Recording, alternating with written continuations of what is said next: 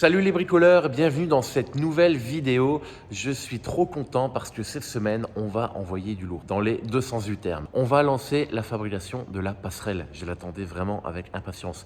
Et ce sera également l'occasion pour vous de découvrir le bel atelier que j'ai avec le boulot. Allez, c'est parti!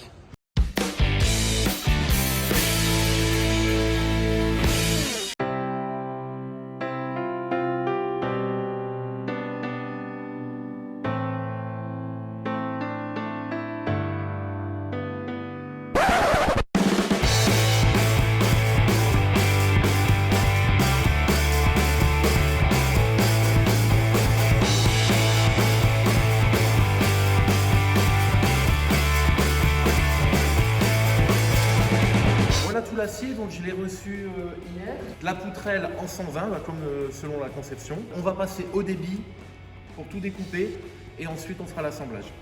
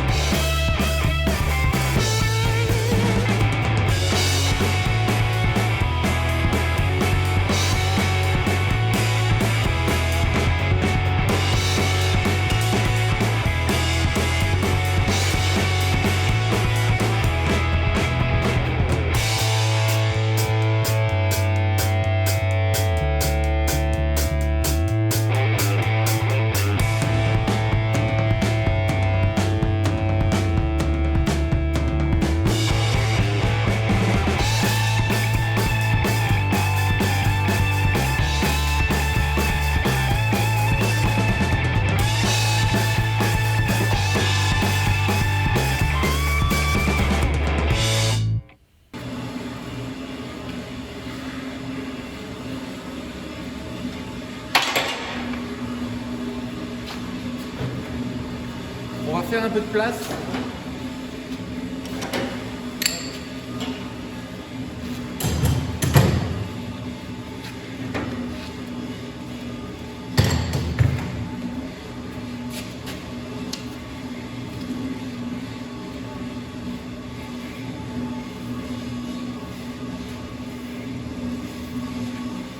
Donc là, ça c'est un marbre, c'est ce qui permet de souder les pièces bien droites. Donc il est de niveau dans tous les sens, il est bien plan. L'important c'est justement de vérifier son état, qu'il n'y ait pas de boulettes de soudure, comme là j'en vois une, là. Donc il faut passer un petit coup de nettoyage pour être sûr qu'il n'y aura pas de déformation sur notre passerelle.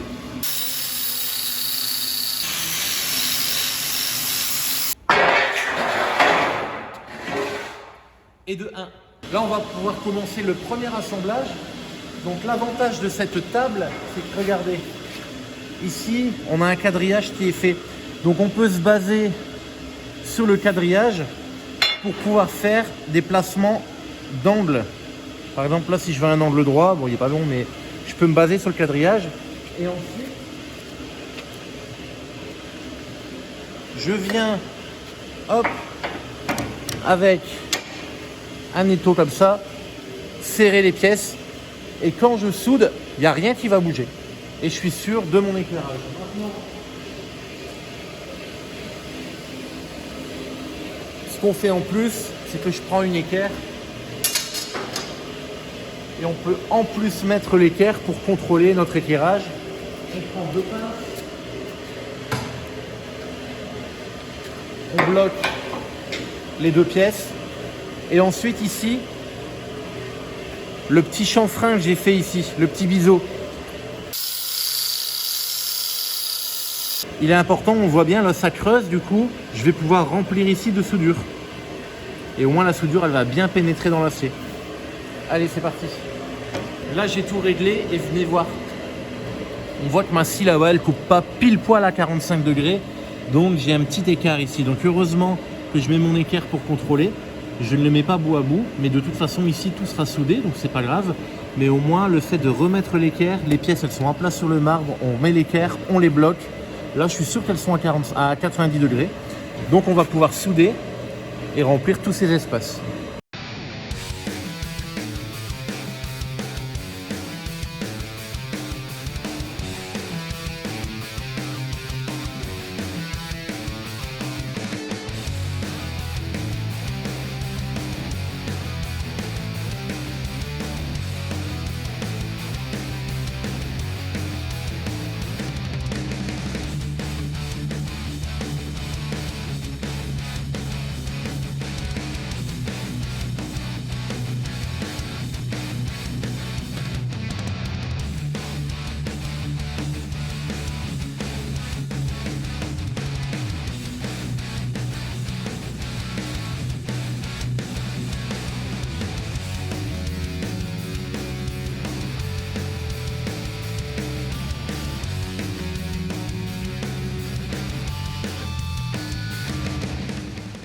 Hop, on passe à l'autre côté.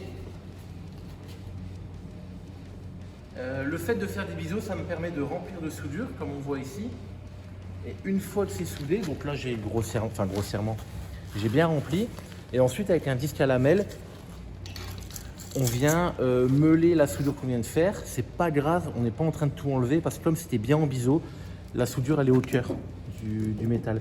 Et ensuite, une fois meulé, on arrive sur quelque chose de tout lisse.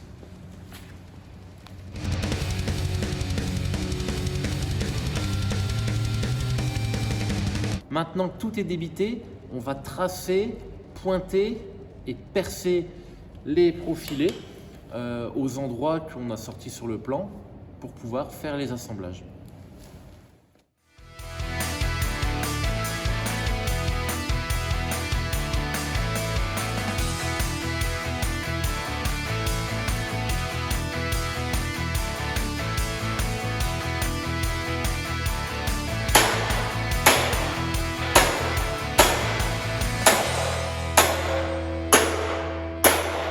Là, on va percer. Alors, l'idée, c'est, on a le temps, on n'est pas sur une cadence industrielle. Donc, on va percer du plus petit au plus grand. On ne va pas faire chaque forêt, mais on va faire un petit avant-trou en 5 ou en 4. Ensuite, on va passer au 7 et ensuite au 9. On va faire 3 trous. On va bien mettre de l'huile de coupe sur les forêts et ça va assurer sa longévité. On n'est pas obligé de percer tout de suite au 10 comme un bourrin parce que sinon, on va user nos forêts pour rien.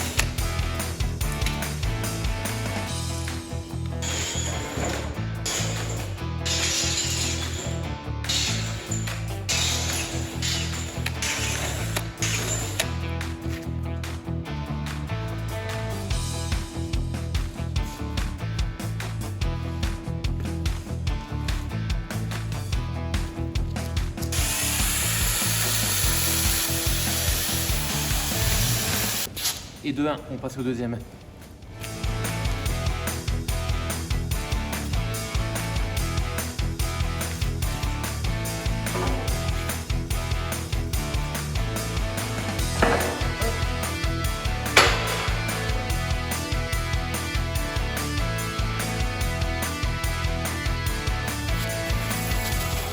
Ce qui est important, regardez, quand on doit faire une série de trous comme ça, sur toute la longueur, c'est d'avoir toujours son point de référence au même endroit et on avance. Si jamais je fais un trou ici à 1000, disons, et qu'à partir de là, je reprends mon mètre et que je remesure le prochain, si j'ai fait une erreur sur le premier, toute la série des autres trous ont potentiellement des erreurs parce qu'ils vont être tous décalés. Tandis que si j'ai toujours le même point de référence, si je me trompe sur une mesure, je ne me tromperai pas sur les autres. Donc c'est important quand on fait une série comme ça de trous, c'est d'avoir toujours un point de référence.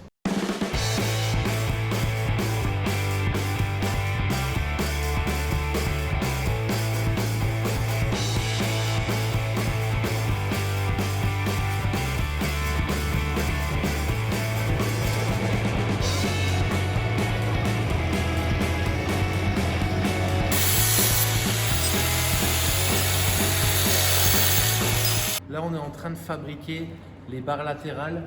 Donc, on va fixer les équerres qu'on a fabriqués. Hop, je me prends une barre comme ça d'appui.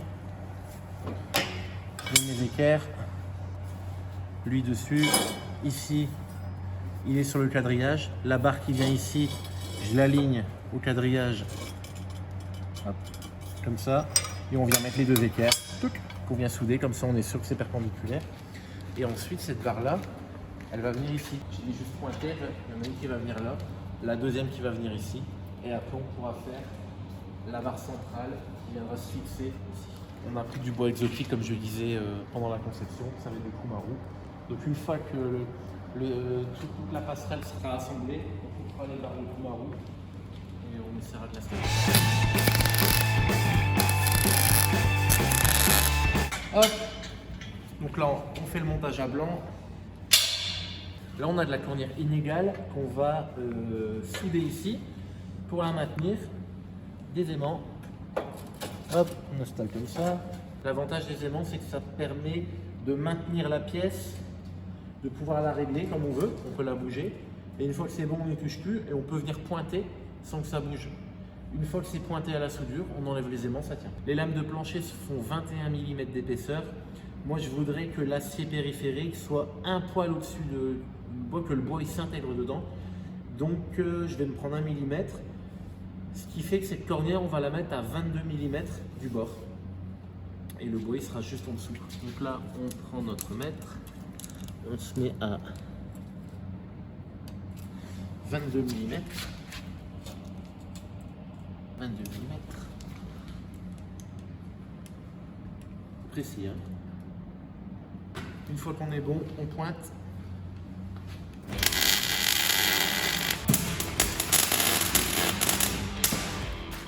Là, au milieu, on est bon. On va passer à son petit frère en face. Hop.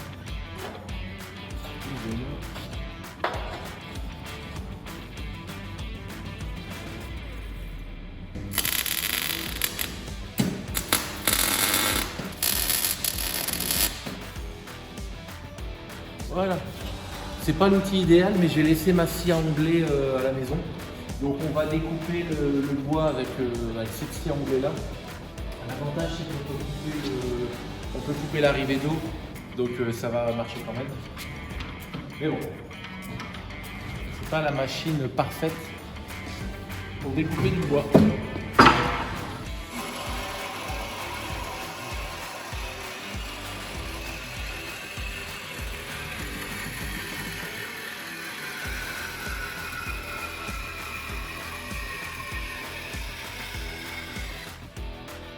On va essayer. Voilà, nickel. C'est bon? Waouh. Waouh. Et ensuite, on va enchaîner. Toutes les pièces de bouchons pour les tubes, je les ai faites faire par mon lasériste. Et regarde ça, il me les a livrées. Donc c'est pile poil la forme du profil. Et j'ai déjà intégré les trous de 13 pour mettre des boulons de 12. Et comme ça, j'aurai un peu de jeu pour le montage, parce que bon, c'est pas forcément évident. On se met dans une ancienne maçonnerie et c'est bien d'avoir un peu de jeu. Et regarde ce que ça donne. Si ça, c'est pas nickel.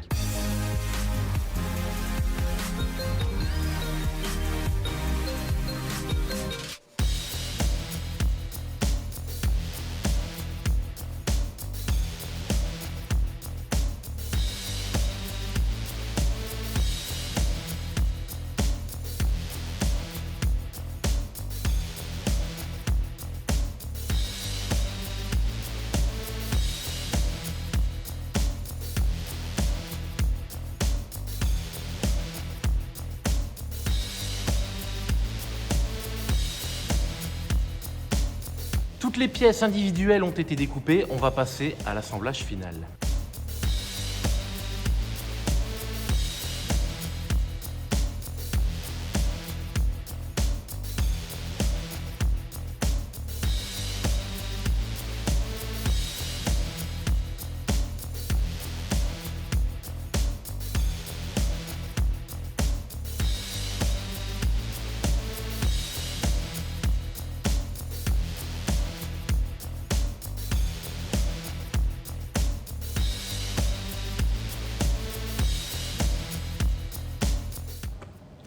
Et voilà, toute la structure métallique est terminée, elle est assemblée, tout va pile poil. La prochaine étape, c'est de fixer les planches.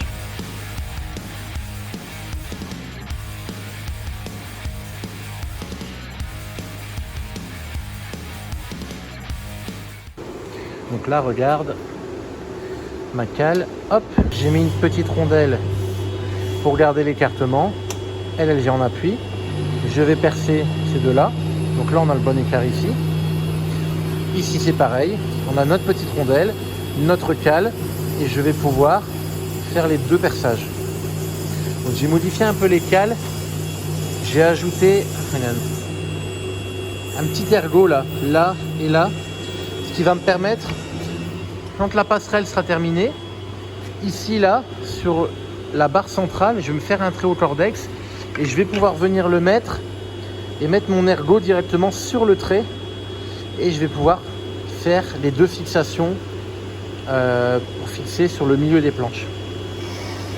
Voilà, maintenant il faut enchaîner, tac, tac, tac, tac, tac, tac, tac, tout le long jusqu'au bout.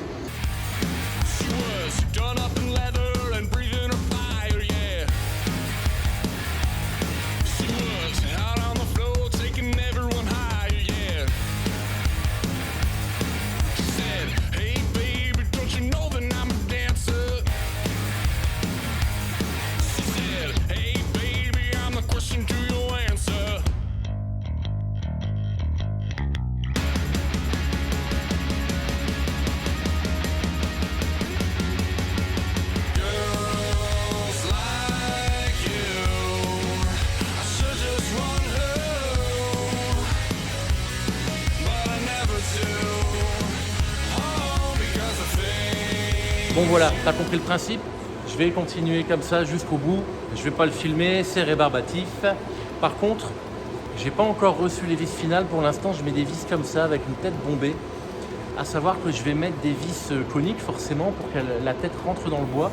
Pour l'instant, je mets ces vis là parce que j'ai les sous la main. Ça va permettre de caler les planches. Mais dès que je reçois les bonnes vis, je vais toutes les installer, tout visser, tout mettre à blanc. Une fois que tout sera vissé, on pourra faire les trous centraux et après ça, on démontera tout. Pour l'heure, je vais continuer mes trous, on se reprend tout à l'heure. Toutes les planches sont fixées avec les vis provisoires et comme je suis bien parti, je vais fixer également, je vais faire les trous des planches en partie centrale. Là, du coup, j'ai une idée, je vais mettre mon laser sur toute la longueur. Là, je vais faire deux repères, un repère sur le milieu ici de la traverse, un repère ici sur le milieu. On va mettre le laser et comme ça je vais pouvoir mettre ma cale et à chaque fois que je vais déplacer ma cale, je vais l'aligner avec le laser et je pourrai faire mes deux trous. Donc on va essayer, mais normalement ça devrait marcher. C'est parti!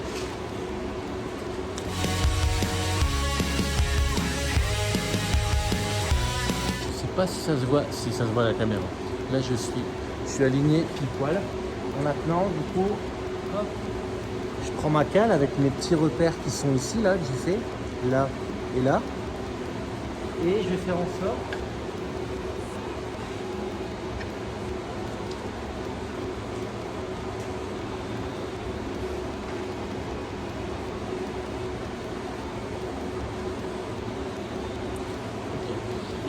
et je fais en sorte que le laser soit aligné sur ces deux petits ergots.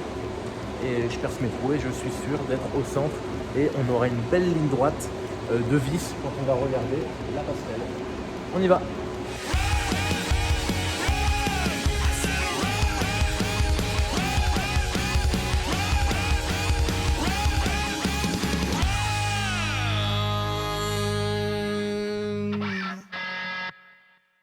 Voilà, tous les trous sont faits. Alors la dernière chose qui nous reste à faire, c'est mettre des gommettes. Donc j'ai acheté des gommettes. On va repérer chaque planche parce que même si c'est sur du gabarit, on n'est pas à l'abri d'avoir une petite différence au niveau des placements des trous. Donc pour remonter la passerelle exactement dans cet état-là, je vais mettre une petite gommette avec un numéro sur chaque planche.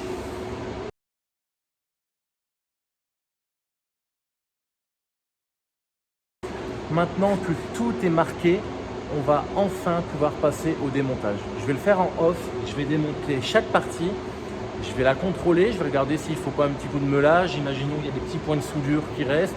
Je vais mettre un petit coup de meulage, petit coup de soudure, s'il y a un trou quelque part, je vais hop, remettre un petit coup, histoire de tout bien contrôler. J'envoie la peinture et ensuite on se retrouve dans une prochaine vidéo. Et là, ça va être la vidéo du montage. Normalement, si tout va bien, il n'y aura rien à reprendre, ça va aller comme sur des roulettes. Donc merci d'avoir regardé cette vidéo et on se retrouve la semaine prochaine.